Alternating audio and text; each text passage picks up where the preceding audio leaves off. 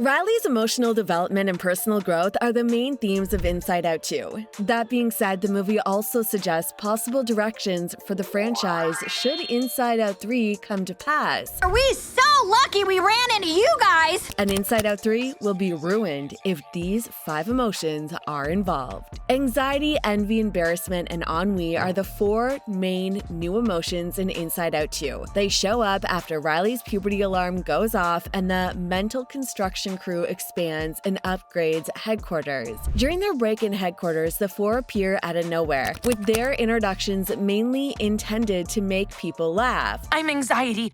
Where can I put my stuff? A new emotion! But in the movie, a 5th minor emotion is also presented. A beige, kind old lady who remembers better days is the archetype of nostalgia. The new feelings show that nostalgia isn't really meant to surface just yet, with Riley still having a lot of maturing to do before that feeling plays a bigger role in headquarters. Subsequently, nostalgia retreats through a door in headquarters, as if she's holding out for her moment to become more noticeable. This implies that the source of all the emotions is the same and that Riley's other emotions may also originate from the same location in the future. Compared to the previously mentioned emotions, Riley's last feeling in the Inside Out movie is rather significant. Riley still has 10 years, 2 graduations, and a best friend's wedding to go before nostalgia can truly take over as one of her primary emotions, which is part of the ongoing joke with nostalgia. Riley, however, still goes through periods of nostalgia because she is going through a significant life transition with the start of high school and a physical separation from her closest friends. Riley experiences nostalgia from time to time, which makes sense, but in Inside Out, she is viewed as a more mature emotion, which is why she looks elderly. A subtle hint about Inside Out 3 and other emotions to come could be implied by the emotions telling nostalgia it's not time yet. Nostalgia will likely be one of the new feelings Riley experiences in Inside Out 3, as she is trapped in a difficult moment and recalls the happy times of her youth. Given the intensity of any new emotions that may be present, like regret, nostalgia can also strike at any time. Naturally, as we age, we begin to experience intense regret for the things we chose not to do or the opportunities we missed, and it would be a really wonderful idea to investigate in a 3rd movie. Perhaps Riley doesn't grow up to play hockey professionally. She's confined to a desk job and daydreams about the possibilities. Seeing how her feelings would react if she were to settle into a mediocre life would be especially fascinating. Let's not forget about hate. Riley hasn't experienced that feeling up until now, but as she gets older, this unfavorable feeling will genuinely cause some issues in her mind. Hatred is another very real emotion that people deal with as they age,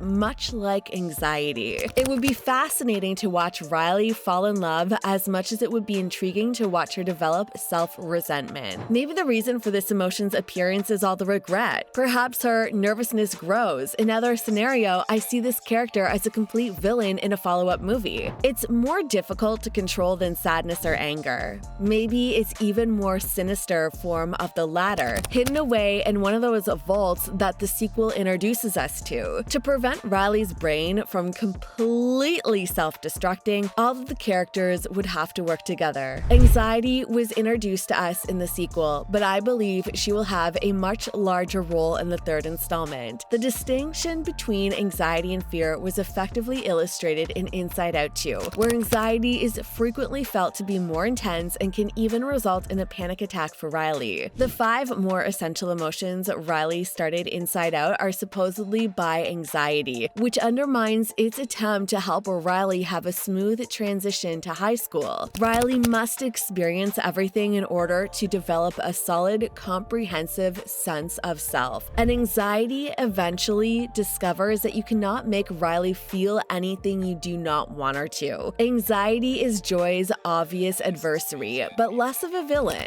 Riley's emotional state is controlled by both characters, who also learn to let go grow and have strong personal beliefs. Joy experiences an emotional journey wherein she must relinquish Riley's previous self to foster the development of a fresh one. In the end, the film's message is akin to that of Inside Out's conclusion, emphasizing Riley's growth and necessity of accepting and acknowledging all emotions. For this reason, when the movie ends, the new feelings, including anxiety, are welcomed into the group. However, I believe that anxiety would lead to issues once more, and joy would have some significant issues to deal with if hate or regret were involved. An emotion that was left out of the sequel may finally make an appearance in the next chapter.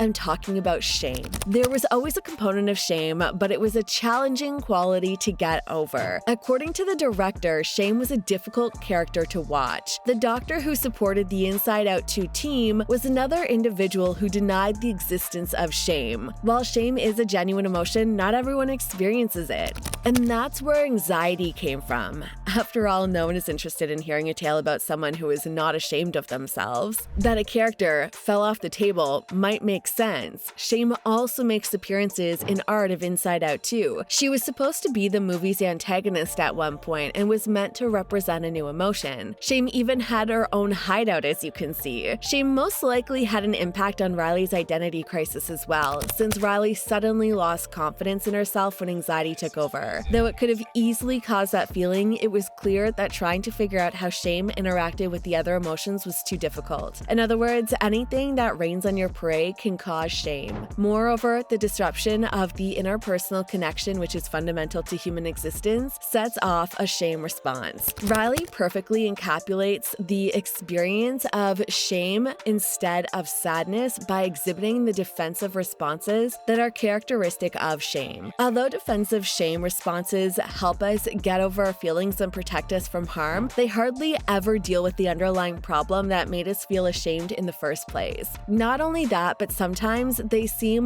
worse than the shame itself, leading to unwanted or even dangerous behaviors, like Riley's attempt to flee in the first Inside Out movie. However, there's one advantage to shame responses. Shame is a great teacher. By acknowledging your feelings and reasons behind them, you might be able to transform what was once a defensive shame response into a valuable learning experience. The thing that absorbs shame the most might be receiving love that affirms one's values. Riley told her parents how she felt without hesitation, and they validated her feelings. Perhaps shame's adaptive purpose is clear if it can help you accept reality, gain insight that lets you realign your goals, and see how you relate to others, regardless of whether it's depicted as sadness or not, regardless of how it makes you feel. Shame is simply trying to educate, inspire, and protect you, just like all the other emotions do. Deemer asserts that these erased feelings are still present in the film in small doses. The shame component is still there. This character just doesn't express it. Man's ability to recognize the problem and make the required changes despite shame being an intriguing character indicates that Pixar has learned its lesson about overemphasizing emotion in its films. Though it wasn't strictly necessary, shame could have been personified as an emotional character in Inside Out 2. Riley's belief system, a tree-shaped crystal with roots connecting to all of her recollections from the past, was first shown in the film. She was able to develop a sense of self through her experiences, and at the start of the film, that self was I am a good person. But Riley had been tricked by Joy into believing that only good things happened to her, and this turned out to be problematic. Anxiety turned things around, and in her attempt to help Riley get better, she only permitted memories that were painful and meant to inspire Riley to be true to herself. Riley's sense of self was subsequently expressed as I'm not good enough. Shame, of course, would have been expressed similarly, so the impact of this emotion is included in the film even in the absence of a specific character. In this way, the main takeaways from Inside Out 2 were preserved without making the film too mature for young audiences. However, these feelings would be ideal for causing mayhem if Inside Out 3 skips even further ahead and depicts Riley in college as she's having a hard time adjusting to life away from home. Don't forget to smash that subscribe button, and I'll see you in the next video.